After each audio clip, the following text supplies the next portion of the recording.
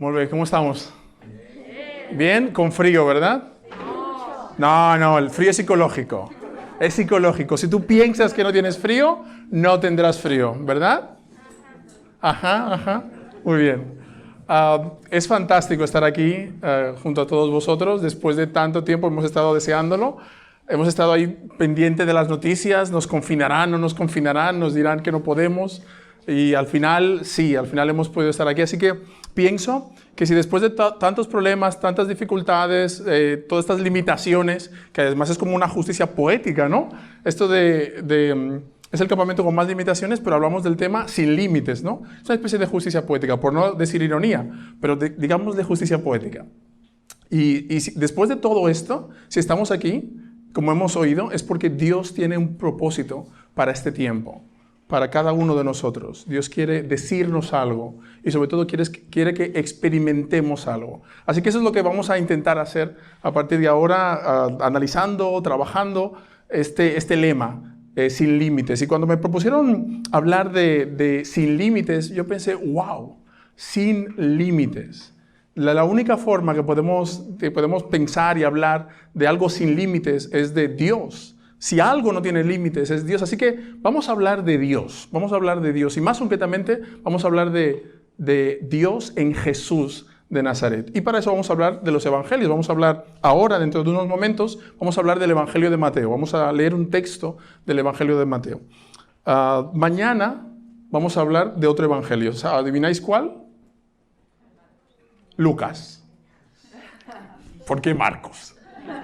Y mañana por la noche hablaremos de otro evangelio. ¿Cuál? Marcos.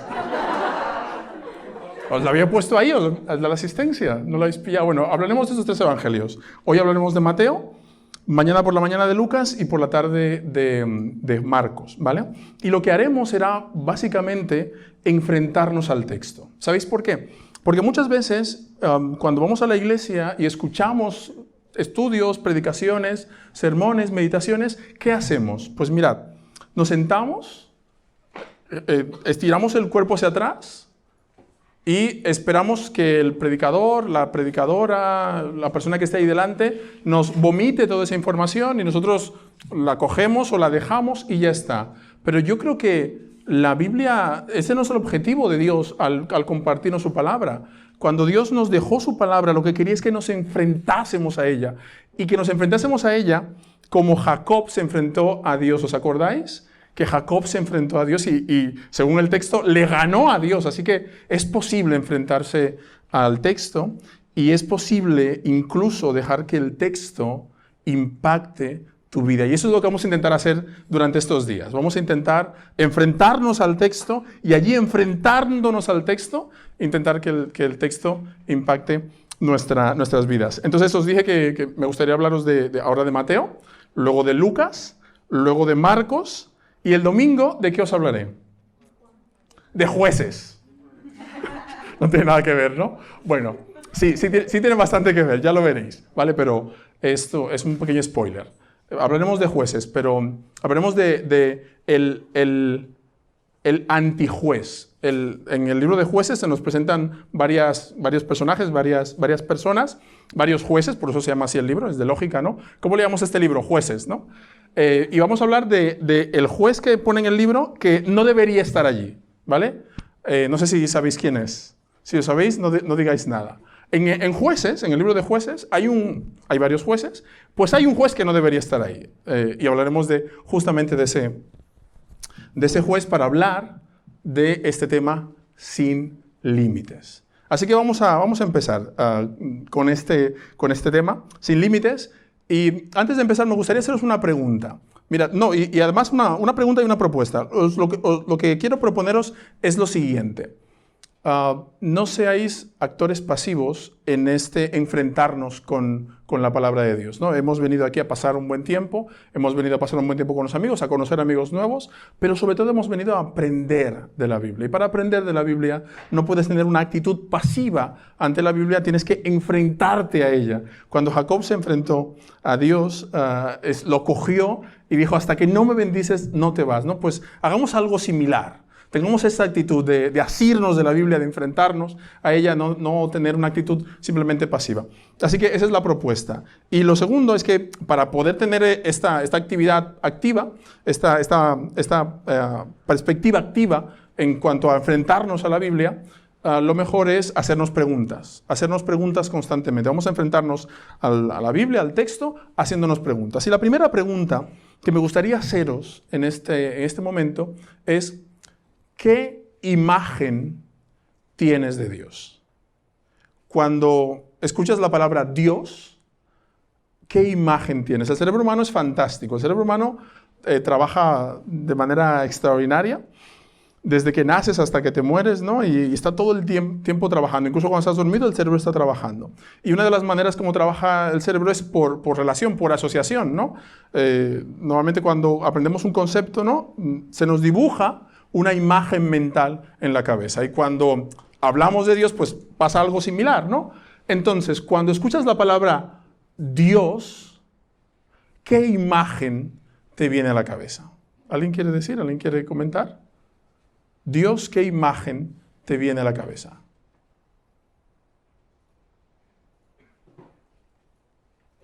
Un hombre en plan con barba. Muy bien. ¿Y de qué color es la barba? Castaño. Castaña, muy bien. No puede ser pelirrojo Dios, ¿no? Esto sería mitología nórdica, ¿no? Sería Odín, ¿no? Castaña, muy bien. ¿Y cómo va vestido? Tónica blanca. Con una túnica blanca, ¿no? Porque Dios no puede tener tejanos, ¿no? Ni puede tener una chupa de cuero, ¿no? Esto no sería Dios, ¿no? Muy bien. ¿Qué imagen tenemos de Dios? Más. ¿No tenéis ninguna imagen de Dios? Imagen de Dios. La imagen que tengo justamente es porque en un campamento se dijo que Dios es como el océano y nosotros somos como un cuenquito de... Oh, fantástico. Entonces, yo tengo la imagen de que Dios es como el océano. Fantástico. Me encanta esa imagen. De hecho, yo soy profesor de hermenéutica, es una bonita palabra, hermenéutica. Hermenéutica es la ciencia de la interpretación de las escrituras, ¿no?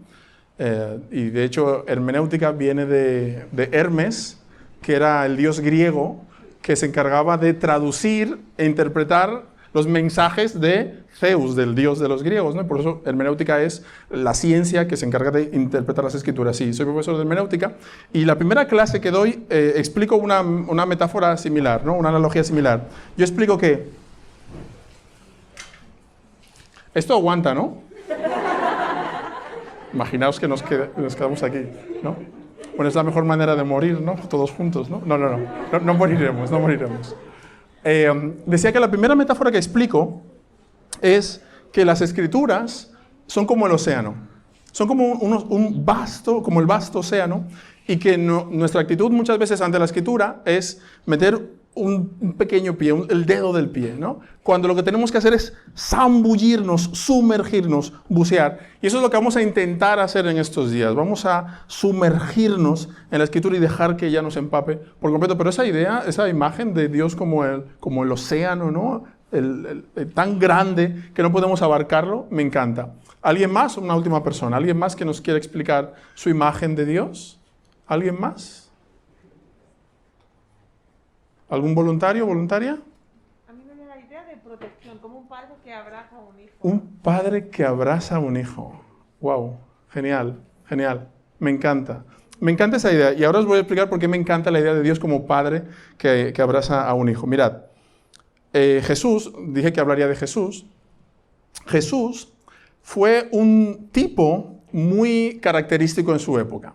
Porque hasta el momento en el que Jesús vivió, a Dios era tan grande, tan lejano, tan trascendente, que ni siquiera se podía pronunciar su nombre. No se le decía el Eterno, o cuando se leía las Escrituras y llegaba el momento en el que ponía Adonai, Yahvé, el nombre de Dios, simplemente se detenía el lector y decía el nombre, porque ni siquiera se podía pronunciar el nombre de Dios. Y Jesús, cuando llega a escena, Jesús llega diciendo que Dios es su Padre. Y no solamente dice que Dios es su Padre, sino que la palabra que utiliza para denominar a Dios, para llamar a Dios, ¿sabéis qué palabra es? ¿Quién dijo? Abba. ¿Abba qué significa? Papito, o algo así, ¿no? Sí, Abba o Abi, ¿no? Que es papito, que es como un niño pequeño, llama a su padre para que lo abrace y lo proteja. Así que es una muy buena metáfora. Mirad, yo os voy a explicar qué imagen tenía de Dios cuando yo empecé a ir a la iglesia. Yo no nací en un hogar cristiano, bueno, no en un hogar evangélico, y empecé a ir a la iglesia cuando tenía 10 años. 10 años. Tenía la primera vez que pisé una iglesia y todavía lo recuerdo como el día de hoy. Normalmente recordamos los momentos bonitos, especiales o traumáticos de nuestra vida. No sé en cuál categoría entra esta anécdota, ya decidirlo vosotros, pero sí es verdad que recuerdo perfectamente como si fuese ayer mismo la primera vez que entré a una iglesia. Yo tenía muchas ganas de conocer a Dios, de saber quién era Dios, porque me habían hablado muy bien de este tipo. Entonces yo quería saber quién era, así que me puse mi mejor gala, mi mejor ropa el domingo y fui a la iglesia, ¿no? Y la iglesia era algo así como esto, ¿no? Y había un pasillo central y una puerta, ¿no? Una puerta tipo iglesia, un púlpito, un pastor que estaba por aquí, gente, hermanos, hermanas, y entonces yo entré por la iglesia, ¿no? Yo solito entré allí, 10 años tenía. ¿Alguien tiene 10 años aquí? Yo tengo 11. Tú tienes 11, pues era un año más pequeño que tú. Voy a hacer 12, soy de... Bueno, pues 2 años, de año y medio, dejémoslo, ni para ti ni para mí. Año y medio más pequeña que tú. Que no soy de 2009, que soy de 2008. Pues no te voy a decir de qué año soy yo entonces.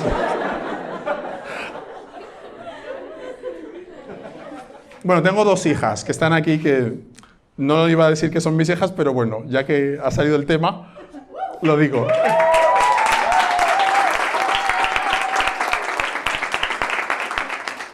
...14 y 12, o sea que ya podéis inferir cuántos años tengo. Tengo bastante más que 2009, ¿no? O sea que... Bueno, cuando tenía 10 años, hace muchos años, en la era terciaria por allí, la edad de bronce, pues yo entré a la iglesia, ¿vale? Y entonces yo entré a la iglesia muy emocionado, de verdad es que lo recuerdo porque tenía mucha emoción de conocer a Dios, de que me explicaran de la Biblia, de que me hablaran de la Biblia, tenía mucha sed de Dios y de la Biblia. Y estaba entrando por el pasillo y cuando iba por la mitad del pasillo, el pastor que estaba aquí se puso en pie y empezó a caminar hacia mí. Y entonces yo me emocioné incluso más, digo, oh, qué bien, me darán la bienvenida, me explicarán quién es Dios, me explicará algo importante. Y cuando el pastor se acercó y llegó hasta donde yo estaba, sus palabras fueron las siguientes: no puedes venir a la iglesia con pantalones cortos. Esa fue la primera palabra que me dijeron cuando fui a la iglesia. No puedes venir a la iglesia con pantalones cortos. Tengo que explicar que era agosto, que era República Dominicana. ¿Alguien ha estado en República Dominicana? ¿Vale? ¿Alguien ha estado en el Caribe, en algún país del Caribe? ¿Cuba? ¿Alguien ha estado por Cuba, no? Vale, bueno, pues normalmente en el Caribe no hace frío, como aquí, ¿no? Solo tenemos 2 climas, calor y mucho calor, ¿no?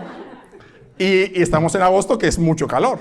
Así que yo fui a la iglesia en pantalones cortos, normal, ¿no? Hacía mucho calor, agosto. Y el pastor me dijo esto, me dijo, no puedes venir a la iglesia con pantalones cortos. ¿Sabéis qué hice? ¿Sabéis qué hice?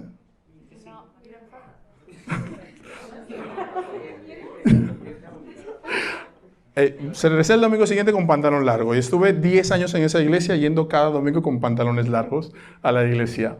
De hecho, yo pensaba que si iba con pantalón largo, Dios estaría contento conmigo, aunque nunca comprendí por qué Dios estaría muy interesado en la longitud de mis pantalones, ¿no?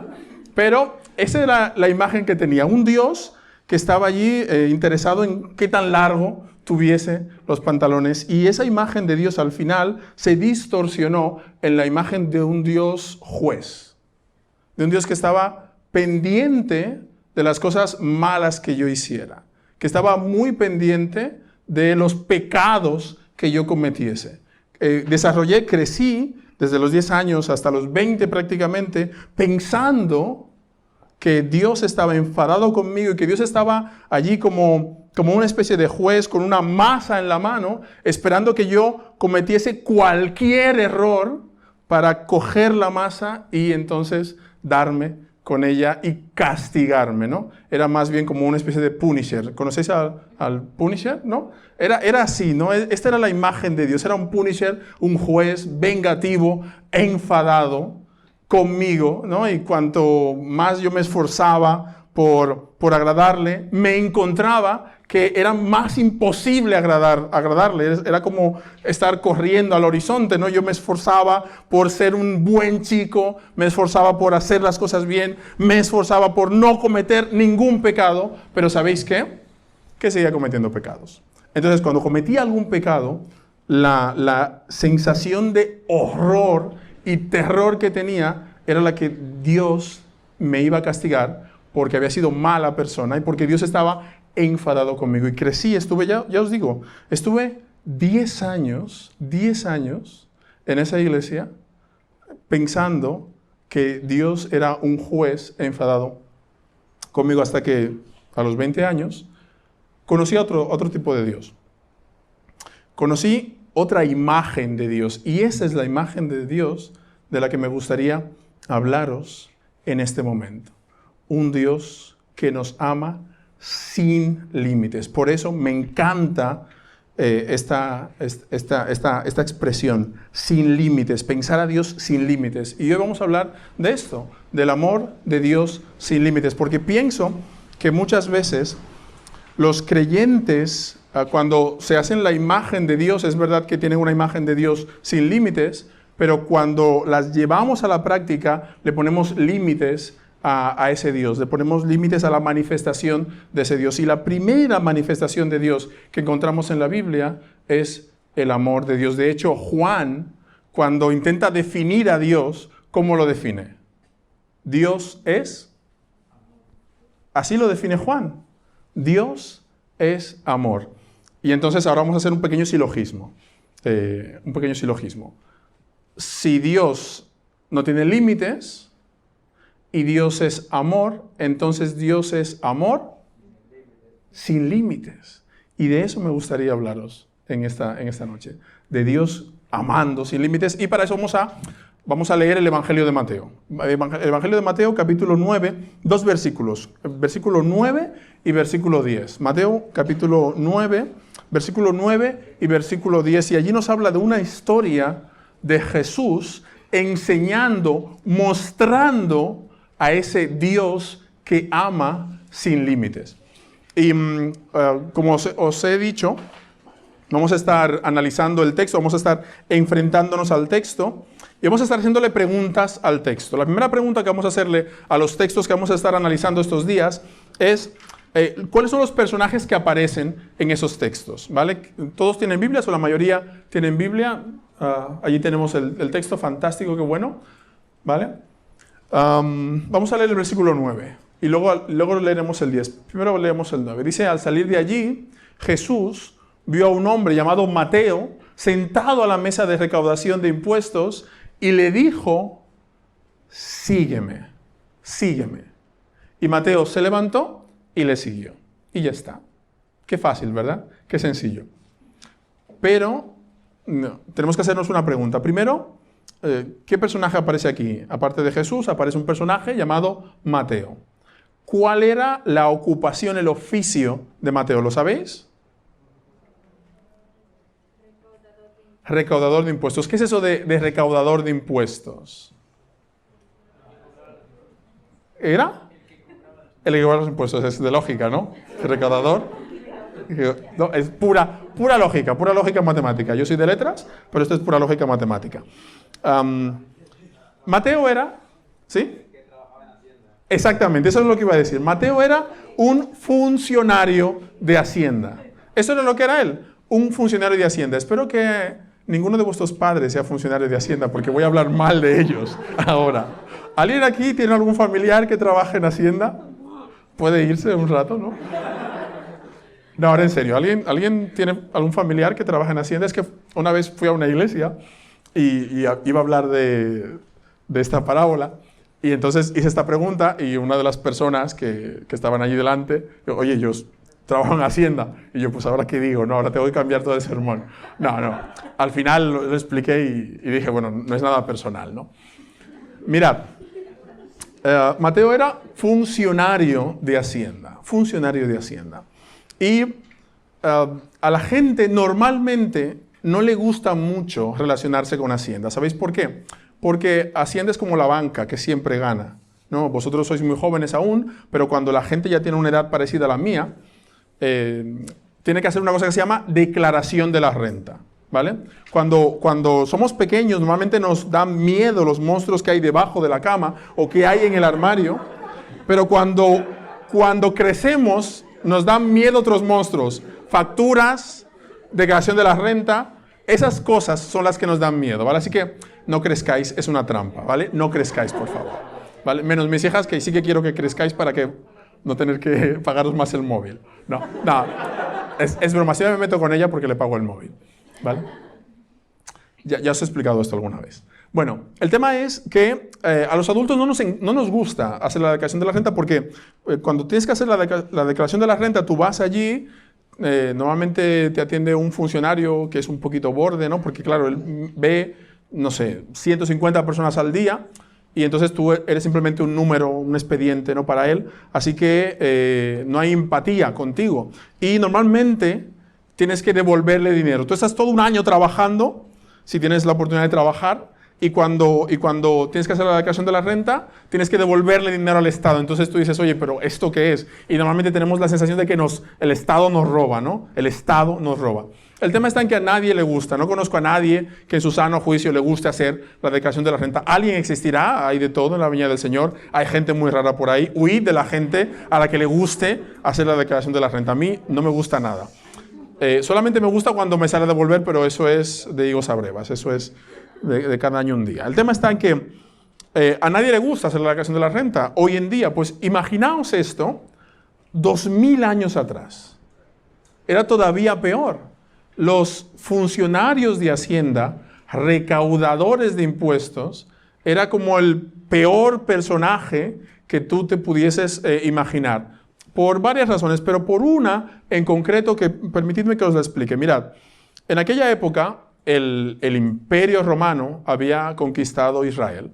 Y entonces el Imperio Romano era muy listo, los romanos eran muy listos, de verdad, por eso es que se han perpetuado en el tiempo, ¿no? Al final el imperio cayó, pero seguimos con la ley romana, seguimos con la estructura mental de Roma. Y entonces los romanos, ¿qué hacían? Los romanos lo que hacían es que en lugar de ir un romano a cobrarte el dinero, cogía a alguien del pueblo y entonces le decía, pues tú, ¿no? Le vas a cobrar a tus vecinos. Entonces entenderéis que esa persona se ganaba la enemistad de todo el pueblo. Entonces, hablar de publicanos, que esa es la palabra, publicanos o recaudadores de impuestos, era algo así como un traidor a la gente, un traidor a tus hermanos, un traidor a tus familiares, un traidor a tus vecinos. Esos eran los publicanos, los recaudadores de impuestos, traidores, y nadie quería estar con los traidores. Nadie, absolutamente nadie. De hecho, en las categorías de pecado de la época, ¿no? Siempre en cada sociedad hay categorías de pecados, ¿no? Normalmente los creyentes solemos decir que todos los pecados son iguales, pero la verdad, si somos honestos, es que algo en nuestra cabeza nos dice que tal vez los pecados sean iguales, pero hay unos pecados menos iguales que otros, ¿no? Entonces, normalmente jugamos con este concepto, ¿no? Y en aquella época tenían esta idea que habían unos pecados y los recaudadores de impuestos estaban allí debajo en la lista de pecado, entre los asesinos, las prostitutas, estaban allí con esta gente, los ladrones. Entonces, claro, decir que tú eras recaudador de impuestos era decirte, pues eso, que eras lo peor de lo peor. Y como es normal, nadie quería estar con este tipo de gente, ¿no? Con la gente mala nadie quiere estar. Así que por eso nos sorprende tanto que Jesús pase al lado del recaudador de impuestos y le diga, Mateo, sígueme. Y el texto dice que Mateo se levantó, dejó la mesa de los impuestos y le siguió. ¿Qué vemos ahí? Ahí vemos un amor ilimitado. Cuando Jesús se acerca a Mateo, no le dice, Mateo, ¿sabes qué? Es que tienes que ser buena persona primero. Mateo, es que tienes que dejar de ser publicano. ¿Cómo vas a ser discípulo mío y ser publicano? Imagínate esto, ¿no? En el grupo de Jesús, en el periódico, ¿no? Lo que comentaba alguien, ¿no? Que si cogemos el COVID aquí, saldremos en la prensa diciendo, pues, infección de COVID en un campamento cristiano, en un campamento evangelista, dirán, porque además no saben decir evangélicos, ¿no? Dicen un campamento evangelista, ¿no? Jóvenes cristianos locos se propagan el virus, ¿no? O negacionistas del virus se juntan para abrazarse y pegarse el virus. Bueno, cosas así, ¿no? Pues Jesús, cuando se acerca a Mateo, no le dice, oye, ¿cuál es tu nombre? Anaís. Anaís. No le dice, tú vas a ser Mateo, ¿vale? Y yo seré Jesús. Ya tengo el pelo largo como Jesús, ¿vale? Aunque en la Biblia tampoco se diga que Jesús tuviese el pelo largo, ¿no? Pero bueno, ya tengo el pelo largo como Jesús. Yo seré Jesús y tú serás Mateo, ¿vale? Anaís, ¿vale?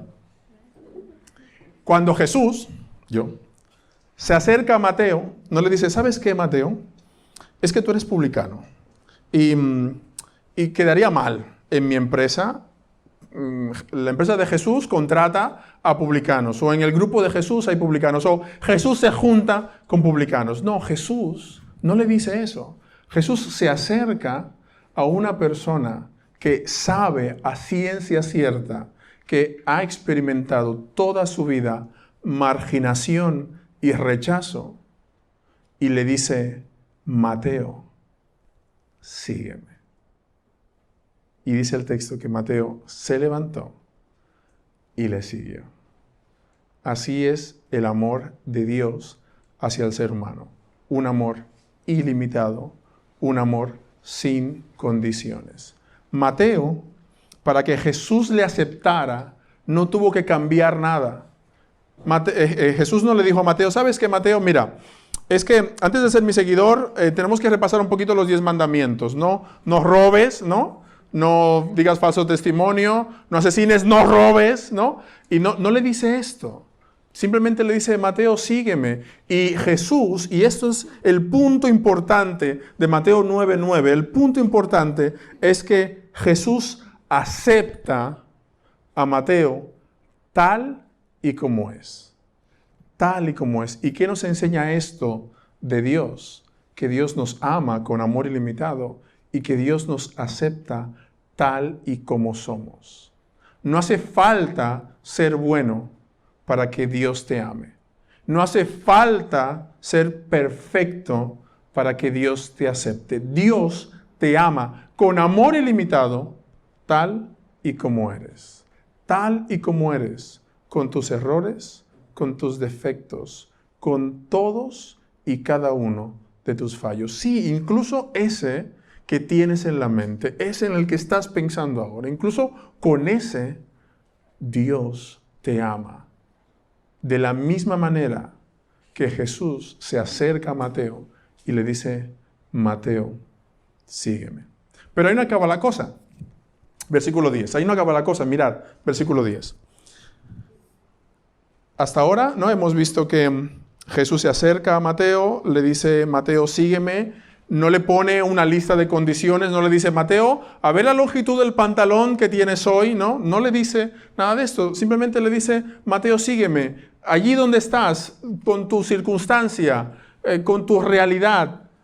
Luego trabajaremos esto, pero ahora lo único que quiero es que me sigas. Te acepto tal y como eres. Y haciendo esto, Jesús nos demuestra con qué amor nos ama Dios. Nos ama con un amor ilimitado, sin condiciones. Nos acepta tal y como somos, allí donde estamos, con nuestros errores y nuestros fallos. Así nos ama y nos acepta Dios. Y hasta ahí, más o menos, todo bien. ¿De acuerdo? Versículo 10 nos dice que mientras Jesús estaba comiendo en casa de Mateo, muchos recaudadores de impuestos y pecadores llegaron y comieron con él y sus discípulos. Y si el versículo 9 nos daba una lección extraordinaria del amor ilimitado de Dios, el versículo 10 ya rompe completamente la barrera. ¿Sabéis por qué? Porque en el versículo 10 encontramos a Jesús sentado a la mesa, comiendo con las personas con las que nadie, absolutamente nadie, bajo ningún concepto, nadie hubiese comido. Mirad, en el mundo del Nuevo Testamento, es el mundo mediterráneo. Y el mundo mediterráneo tiene unas costumbres y unas características. Una de las características del mundo mediterráneo se le llama la comunión de mesa. La comunión de mesa es que cuando tú quieres congraciarte con alguien, le invitas a comer. ¿Alguien aquí es comercial? ¿Trabaja de comercial o ha trabajado de comercial? ¿Comercial? ¿Sí? ¿De qué? ¿Se puede saber? De informática. Pero, o sea, ¿tú vas a clientes para que te contraten tu empresa? Bueno, yo preparo las máquinas. Prepara las máquinas, vale. Pues los comerciales normalmente, esto es bien sabido, ¿no? Para cerrar un buen negocio, invitan a comer a sus clientes. Entonces se dice que la mejor manera de cerrar un buen negocio es invitando a comer a alguien, ¿no? Y allí tú vas creando relaciones, lazos de amistad, y allí en la mesa, creando amistad, es cuando se hacen los mejores negocios, ¿no? Y esa es la cultura mediterránea. La cultura mediterránea es la cultura de mesa, de sentarse a la mesa, de hacer una larga sobremesa. Nos encanta estar sentados y hablar, charlar. Por eso es tan complicado esto de la mascarilla, de solo juntarte con los de tu color, ¿no? Nos gustaría otro tipo de cosas, ¿no? En el año 2016, toda la familia, toda la tribu, nos fuimos a Estados Unidos a pasar allí unas semanitas, y lo que más me sorprendió de Estados Unidos fue justamente la diferencia que tenían a la hora de comer. Porque aquí, ¿no? Cuando tú vas a comer con alguien, tú te sientas a comer y estás horas y horas ahí charlando, y luego el café, los postres, y sigues ahí si puedes charlando. Ellos, en Estados Unidos, mira, se llevan un bocadillo al mediodía, un bocadillo, por favor. Además es de pan Bimbo, porque si fuera de pan de chapata al menos, pero de pan Bimbo, o sea, por favor. Y una Coca-Cola, ¿no? Se comen ahí sentados en un banco de un parque, se comen el bocadillo, se beben la Coca-Cola, y a los 10 minutos se levantan y siguen trabajando. Y claro, nosotros fuimos a una iglesia, a una reunión con pastores, y entonces el pastor nos dijo, vamos a comer. Y yo, perfecto, o sea, genial, vamos a comer con el pastor. Y entonces nos llevó a comer a un sitio de bocadillos, y nos dijo, ¿qué queréis? ¿No? Pues este bocadillo, ok, el bocadillo, el zumo. Nos sentamos allí fuera del sitio, también unos bancos, comieron, se levantaron y se fueron. Y yo iba por la mitad del bocadillo todavía, ¿no? Y claro, te sorprende esto, ¿no? Evidentemente porque es otra cultura, es otra mentalidad. No tienen la cultura de mesa, que es la cultura mediterránea, ¿no? La cultura de mesa.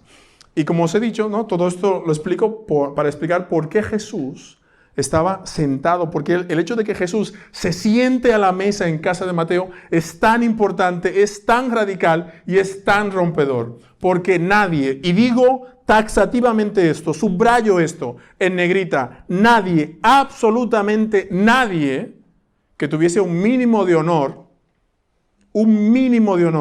entraba en casa de un recaudador de impuestos, y menos sentarse a su mesa. Menos sentarse a su mesa. Y menos todavía sentarse a su mesa con sus amigos en la mesa. Eso ya era lo último de lo último. Era como decir, o sea, esta es la mayor herejía que podías cometer. Por eso los religiosos de la época de Jesús, más adelante nos lo explica, no vamos a entrar en detalle, pero más adelante nos explica. Cuando yo era pequeño leía este texto, leía esta escena en casa de Mateo y no entendía. ¿Por qué a los fariseos le molestaba tanto que Jesús comiese en casa de Mateo? Porque yo decía, pues es normal, ¿no? Es su amigo, va a su casa a comer y ya está, ¿no? ¿Qué problema hay? Y luego cuando profundizas un poco en la Biblia, te das cuenta que lo que Jesús hace es rompedor. Jesús derrumba los límites de la moral y las buenas costumbres. En la sociedad de Jesús, en la sociedad palestina de la época, había una especie de barreras, ¿no? Y de barreras de santidad. Y mañana hablaremos de eso. En el texto de Lucas 7, que vamos a estudiar mañana, vamos a hablar de esto, pero os haré un pequeño adelanto, un pequeño spoiler, ¿vale? Había unas barreras de santidad, ¿no? Y entonces en esas barreras, ¿no? Había unos estratos. Los fariseos representa que eran los que más cerca estaban de Dios, los fariseos, ¿no? Y después de los fariseos habían otras personas, ¿no? Entonces depende de donde tú estuvieses, estabas cada vez más lejos de Dios. Y evidentemente los publicanos estaban en la otra parte, en la otra esquina, junto con las prostitutas, los ladrones y los asesinos y los delincuentes, ¿no? Y claro, para un recaudador de impuestos era imposible derribar esas barreras. Y cuando Jesús entra en escena, lo que Jesús hace es tirar por tierra esas barreras. Y por eso, por ese justo motivo, a los fariseos les daba tanta rabia que Jesús comiera en casa de Mateo. Pero Jesús comiendo en casa de Mateo nos da una lección increíble. Y con esta idea, chicos y chicas, vamos a ir acabando en esta noche. Con la idea de Jesús, con la imagen de Jesús sentado en casa de Mateo. ¿Qué significa esto? Mira, significa que Dios sale al encuentro del ser humano. Que en lugar que el ser humano busque a Dios, ¿no? Eso es una imagen muy humana, ¿no? Yo tengo que buscar a Dios. Normalmente mucha de la imaginería humana, religiosa humana, es un ser humano que se esfuerza, que se mortifica, que intenta tener una vida de piedad, una vida de perfección, que escala una montaña para encontrar a un gurú allí encima de la montaña que le explique los misterios del universo, ¿no? Eso es una imagen, ¿no? muy religiosa. Sin embargo, la Biblia nos dice una imagen completamente distinta. Nos habla de Jesús, que es Dios, saliendo al encuentro de las personas, buscando lo que se había perdido. Creo que podemos leerlo más adelante, ¿no? Creo que podemos leerlo. Versículo 13, ¿no? Versículo 12, versículo 13. Al oír esto, porque los fariseos le dicen a los discípulos de Jesús, ¿por qué come vuestro maestro con los publicanos y pecadores? Y entonces Jesús le contesta esto. Oye, es que ¿quiénes van al médico? ¿Los sanos o los enfermos? Aprended lo que quiere decir misericordia quiero y no sacrificio. Las personas de la época de Jesús pensaban que si ellos eran buenos, si se esforzaban, Dios estaría contento con ellos. Pero lo que Jesús nos dice es que el amor de Dios es tan extraordinario, tan ilimitado. El amor de Dios rompe por completo las estructuras de pensamiento humana de tal manera que es Dios el que se acerca y se sienta a la mesa y come contigo. Y cuando vemos esta imagen de Jesús sentado a la mesa en casa de Mateo, no deja de sorprendernos esta imagen. Jesús, que es Dios, comiendo con lo peor de lo peor. Jesús sentado a la mesa, teniendo relación, teniendo comunión con la gente que eran tildados, que eran señalados como malos y pecadores. Así es el amor de Dios, un amor de Dios tan ilimitado, un amor de Dios sin límites que nos sale al encuentro y nos alcanza allí donde estamos. Da igual nuestra condición, da igual nuestros errores, da igual nuestros fallos. No tienes que ser bueno para que Dios te ame. No tienes que ser perfecto para que Dios te acepte. Como en el caso de Mateo y sus amigos, Jesús te dice, sígueme. Y así como estés, allí donde estés, con todos tus errores, con todas tus dudas y con todos tus problemas, puedes levantarte y seguir a Jesús. Y no solamente levantarte y seguir a Jesús, sino también sentarte a su mesa y compartir lo que Él quiere enseñarte. Y creo que eso es una lección importante que puede transformar por completo la vida de la gente. Pensar que no tengo que ser bueno para que Dios me ame. No tengo que ser perfecto para que Dios me acepte, sino que Dios me ama tal y como soy. Allí donde estoy, con mis errores, con mis dudas, aunque no tenga claro qué es eso de Dios, aunque no lo comprenda absolutamente, aún así Dios me ama. ¿Y sabéis por qué me ama? Porque realmente Él quiere transformarme, pero Él no me pide que cambie antes de experimentar su amor, sino es que es al revés, es todo lo contrario. Es porque he experimentado su amor que poco a poco, de dentro hacia afuera, el Señor va cambiando nuestras vidas. Pero no es una condición ser perfecto para que Dios nos ame. Me gustaría que nos quedásemos, chicos, con esta idea. Dios nos ama tal y como somos, porque en Jesús Dios nos comparte un amor sin límites, un amor completamente ilimitado. Nos vemos mañana por la mañana.